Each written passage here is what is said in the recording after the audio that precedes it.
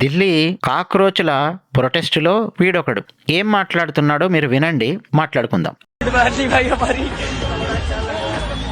मेरा पूरा मुंह जल रहा है, इधर इधर ये सारी चीजें जल रही है यार. Fuck Delhi police, fuck BJP, fuck Indian army, माँ की चूत तुम्हारी. भाई हमारी मेरा पूरा मुंह जल रहा है, इधर इधर ये सारी चीजें जल रही है यार. Fuck Delhi police, fuck BJP, fuck Indian army, माँ की चूत तुम्हारी. విన్నారు కదా, ఎఫ్ పదం ఉపయోగించాడు. I don't want use that word. నార్మల్గా కూడా నేను అసలు అలాంటి పదాలు నేను ఉపయోగించాను. సరే, ఎవరి మీద ఉపయోగిస్తున్నాడండి వీడు? ఇండియన్ పోలీస్ మీద ఉపయోగిస్తున్నాడు. ఇంకా ఎవరి మీద ఉపయోగించాడండి? ఇండియన్ ఆర్మీ మీద ఉపయోగించాడు. ప్రతి ఒక్కడు నిద్రపోతూ ఉన్నా సరే 24/7 పనిచేసేది ఎవరయ్యా అంటే పోలీసు వాళ్ళు. పోలీసు శాఖ, పోలీసు వ్యవస్థ రెస్ట్ తీసుకోదు, ధర్నాలు చేయదు జీతాలు పెంచమని, రోడ్ల మీదకి వచ్చి బైఠాయింపులు, ఈ పిచ్చవేషాలు వేయదు. చాలా చాలా కష్టపడి పనిచేసే శాఖ పోలీస్ శాఖ. అలాంటి భారతీయ పోలీసు శాఖ గురించి వాడు ఇంత నీచమైన పదం వాడతాడు. అలాగే భారతీయ ఆర్మీ. మా భారతీయ ఆర్మీ యొక్క గొప్పతనం ఏంటో తెలుసా? యుద్ధంలో పాకిస్తాన్ సైనికులు మరణిస్తే వాళ్ళ పార్థివ దేహాలను కూడా తిరిగి చాలా జాగ్రత్తగా పాకిస్తాన్ వాళ్లకు గౌరవప్రదంగా అప్పగించినటువంటి ఆర్మీ భారతీయ ఆర్మీ. కార్గిల్ టైంలో వీళ్ళు మా ఆర్మీ వాళ్ళు కాదు, మీ కాశ్మీర్ వాళ్ళు అయ్యి ఉంటారు, అసలు మాకు సంబంధమే లేదు అన్నట్టుగా పాకిస్తాన్ బిహేవ్ చేస్తే ఆ పాకిస్తాన్ సైనికులకు, మరణించిన సైనికులకు వాళ్ళ మతాచారం ప్రకారం గౌరవప్రదంగా భారతదేశంలోనే ఆ కాశ్మీర్ ప్రాంతంలో అంత్యక్రియలు నిర్వహించినటువంటి ఆర్మీ భారతీయ ఆర్మీ. అంటే అంత గొప్పది, అంత అద్భుతమైన రెప్యుటేషన్ ఉంది ప్రపంచంలో భారతీయ ఆర్మీకి. అలాగే మన ఇండియన్ పోలీస్ వ్యవస్థ కాన్స్టెంట్గా అప్గ్రేడ్ అవుతూ పోలీసింగ్ విషయంలో కానీ, ఇంటిగ్రిటీ విషయంలో కానీ, మరోపక్క సేవలు మరింత విస్తృతంగా ఎలా అందివ్వాలి అన్న విషయంలో కానీ అంతా అద్భుతంగా అప్గ్రేడ్ అవుతూ పనిచేస్తున్నటువంటి శాఖ పోలీస్ శాఖ. ఇండియన్ పోలీస్ శాఖ గురించి, ఇండియన్ ఆర్మీ గురించి భారతీయుడైన ఈ అడ్డగాడిద ఢిల్లీలో నీట్ లీకేజీ ప్రొటెస్ట్ అన్న పేరు మీద గుమిగూడినటువంటి ఆ దేశ ద్రోహులలో వీడు కూడా ఒకడు. ఇలాంటి వాళ్ళు అక్కడ కోకొల్లలు. ఢిల్లీలో పోలీసులు లాఠీచార్జ్ చేశారు అంటే ఊరికే లాఠీచార్జ్ చేయలేదు, ప్లస్ ఇలా మాట్లాడినందుకు కూడా లాఠీచార్జ్ చేయలేదండి. అంత పేషెన్స్ ఉంది ఢిల్లీ పోలీసులకి. ఢిల్లీ పోలీసుల మీద రాళ్లు రువ్వితే ఒక ఢిల్లీ పోలీసును మొత్తం గుంపుగా చేరి చాలా దారుణంగా ఆయనను కొడుతూ ఉంటే అప్పుడు లాఠీ చార్జికి దిగారు పోలీసులు ఢిల్లీలో. అప్పటికి చెప్తూనే ఉన్నారు మైకుల్లో, బాబు మీ ధర్నా ఏందో మీరు చేసుకుంటున్నారు కదా, చేసుకోండి, మాకేం సమస్య లేదు, జంతర్ మంతర్ దగ్గర చక్కగా ధర్నా చేసుకోండి, ఎన్ని రోజులు చేస్తున్నారు కదా, మేమేమైనా కొట్టామా తిట్టామా, ఎవరేం చేసాం, హ్యాపీగా చేసుకోండి, మాకేముంది, గవర్నమెంట్ మీకు మధ్య ఏముందో మీరు ధర్నా చేసుకోండి, వాళ్ళు ఏం చెప్తారో వినండి, నెక్స్ట్ ఏం చేస్తారో మీ ప్లాన్స్ చేసుకోండి, కానీ పార్లమెంట్ స్ట్రీట్లోకి రావడానికి ట్రై చేయకండి అని పోలీసులు పదే పదే మైకుల్లో హెచ్చరికలు జారీ చేశారు, రిక్వెస్ట్ చేశారు, చెప్పారు. కానీ చలో పార్లమెంటు వెళదాము, పార్లమెంటును ముట్టడిద్దాము అని చెప్పి వీళ్ళందరూ బ్యారికేడ్లు తొలగిస్తూ బద్దలు కొడుతూ వచ్చే ప్రయత్నం చేశారు పార్లమెంట్ వైపు. పోలీసులు వద్దు వద్దని చెప్పి ఆపే ప్రయత్నం చేశారు, కొట్టలేదు. అప్పుడు పోలీసుల మీద వీళ్ళు రాళ్లు విసరడం మొదలెట్టారు. ఎందుకని విద్యార్థులు రాళ్లు విసిరారు అని చెప్పి మన తెలుగు దినపత్రికలు వార్త రాస్తూ ఉన్నాయి. ఇప్పుడు చెప్పండి, నేను వీడియో ప్లే చేశాను కదా, వీడిది విన్నారు కదా, వీడు విద్యార్థి, భారతీయ విద్యార్థి భారతీయ పోలీసుల గురించి, భారతీయ ఆర్మీ గురించి అలా మాట్లాడతాడా? మరి ఇలా మాట్లాడేవాడిని ఏమనాలి? దేశద్రోహి అనాలి. ఇలాంటి దేశద్రోహ బ్యాచ్లు పోలీసుల మీదకి రాళ్ళు రువ్వుతుంటే పోలీసులు ఏం చేయాలి? ఈ పులివల కొట్టాలి, సీట్లు పగలగొట్టాలి ఒక్కొక్కడివి. అదే చేశారు అక్కడ. అది కూడా కక్షతో చేయలేదు, కోపంతో చేయలేదు. విద్యార్థులు అన్న పేరు మీద ఈ దేశద్రోహులు చేస్తున్న హింసను అడ్డుకోవడం కోసం పోలీసులు చేశారు. ఎందుకంటే వీళ్ళు పార్లమెంట్ వైపు వెళ్తే మరింత పెద్ద హింసకు పాల్పడే అవకాశం ఉంటుంది. ఏం లేదండి, వీళ్ళ ఇంటెన్షను భారతీయ పార్లమెంట్ మీద దాడి చేయడం. జనరల్గా ఎవరికి వస్తుంది చెప్పండి ఆలోచన? తీవ్రవాదులకు వస్తుంది. పార్లమెంట్ మీద దాడి చేయాలి అన్న ఆలోచన తీవ్రవాదులకు వస్తుంది. భారతీయులని కాదు, అసలు భారతదేశానికి సంబంధం లేకుండా బతికే వేరే దేశాలలో వాళ్ళు ఉంటారు కదా, వాళ్ళకు కూడా ఎవరికి రాదు ఆలోచన. ఇప్పుడు ఎవడో ఇటలీలో ఉన్నవాళ్ళు ఉన్నారు అనుకోండి, ఆడి పని ఆడు చేసుకుంటుంటాడు. జర్మనీలో ఉన్నవాడు ఆడి పని ఆడు చేసుకుంటాడు. స్పెయిన్లో ఉన్నవాడు వాడి పని వాడు చేసుకుంటాడు. నేను ఇండియన్స్ గురించి మాట్లాడట్లా, ఆ దేశాల ప్రజల గురించి మాట్లాడుతున్నా. న్యూజిలాండ్లో ఉన్నోడు వాడి పనివాడు, ఆస్ట్రేలియాలో ఉన్నోడు వాడి పనివాడు, వాళ్ళ పనులు వాళ్ళు చేసుకుంటుంటారు. వాళ్ళకు కూడా ఎవరికి ఏదైనా ఒక అంశం మీద, భారతదేశం మీద కోపం వచ్చినా ఏమన్నా వచ్చినా కానీ వెళ్ళి పార్లమెంట్ మీద, భారతీయ పార్లమెంట్ మీద దాడి చేయాలి అన్నటువంటి ఆలోచన ఎవరికి రాదు.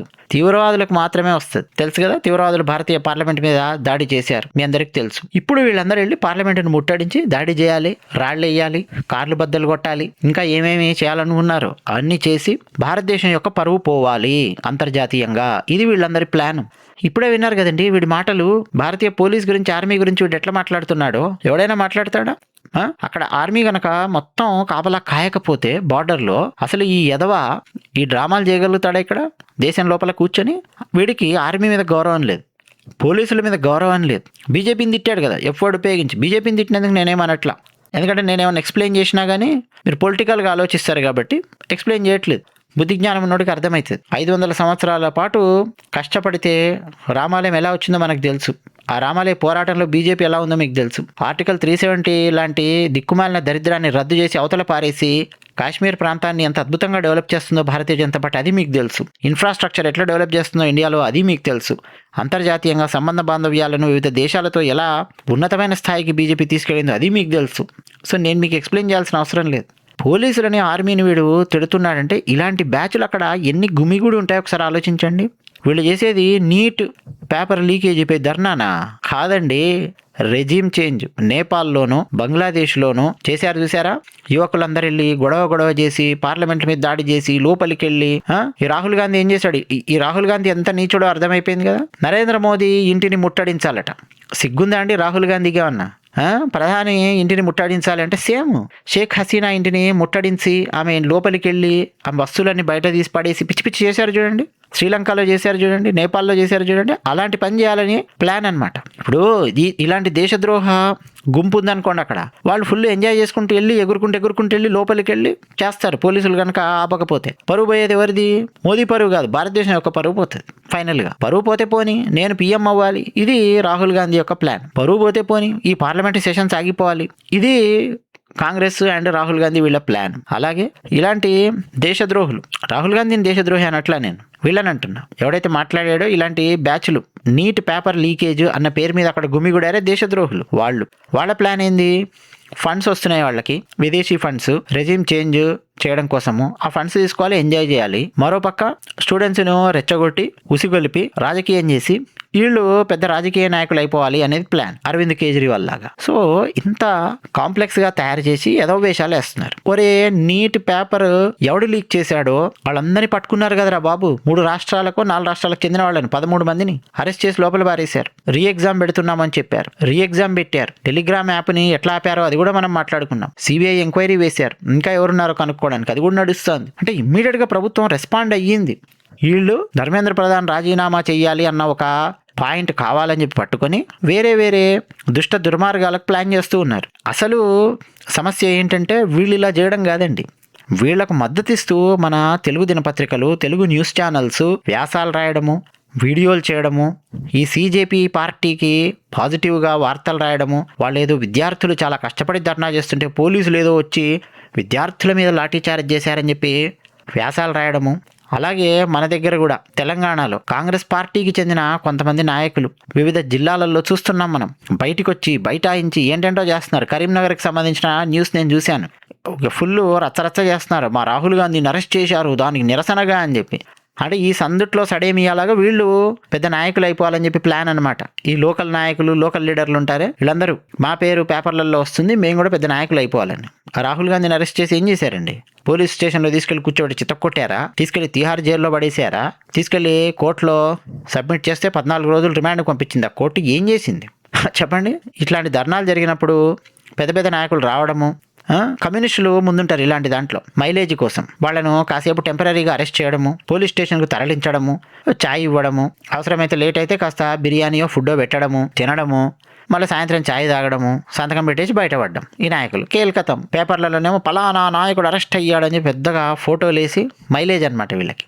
తన్నులు తినేది ఎవరయ్యా అంటే వీళ్ళ మాటలు, ఈ దేశద్రోహుల మాటలు నమ్మి నిజంగా ఢిల్లీకి వచ్చినటువంటి విద్యార్థులు ఎవరైనా ఉంటే, అసలు నిజంగా నీట్కి సంబంధించినటువంటి వాళ్ళు ఎవరు రారండి. అక్కడ ఎవరి పనిలో వాళ్ళు ఉన్నారు, బిజీగా ఉన్నారు వాళ్ళు. అక్కడ ఉన్న బ్యాచ్లన్నీ దేశద్రోహ బ్యాచ్లు, హిందూ వ్యతిరేక బ్యాచ్లు. వాళ్లకు మద్దతుగా ఇక్కడ మన దగ్గర మన తెలుగునాట వీడియోలు, మీడియాలో న్యూస్ కవరేజ్, సీజేపీ పార్టీకి పాజిటివ్గా కార్టూన్లు. గమనిస్తున్నారు మీరు ఏం జరుగుతుందో? ఇంకా కూడా అండి, తెలంగాణ లోపల ఒక ఆలోచన రాలేదనుకోండి, హిందువులలో కనుక ఐకమత్యం రాలేదనుకోండి, ఇలాంటి వాటికి వ్యతిరేకంగా ఇక దేశాన్ని ఎవరు కాపాడలేరు. అసలు రావాల్సిన ఐకమత్యం హిందువుల్లో వస్తే చాలు. ఇప్పుడు వీడిని ఎందుకు కొట్టకూడదండి?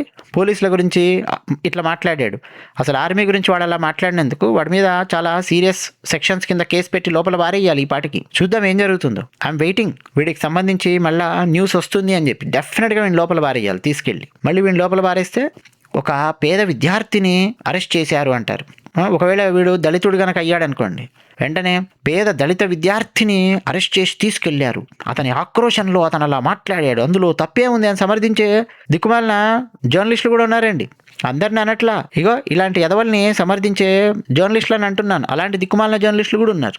పాపం పేదవాడు కడుపు మండేదో తిట్టాడు, నీట్ పేపర్ లీకేజీ అయితే తిట్టాడు అంటాడు. నిజంగా వీడిని పట్టుకొని జుట్టుబట్టి లాగి తంతే అసలు వీడు నీట్ ఎగ్జామ్ రాశాడా లేదా, వీడి కథ కమామిషైంది మొత్తం బయటపడుతుంది. అది విషయం.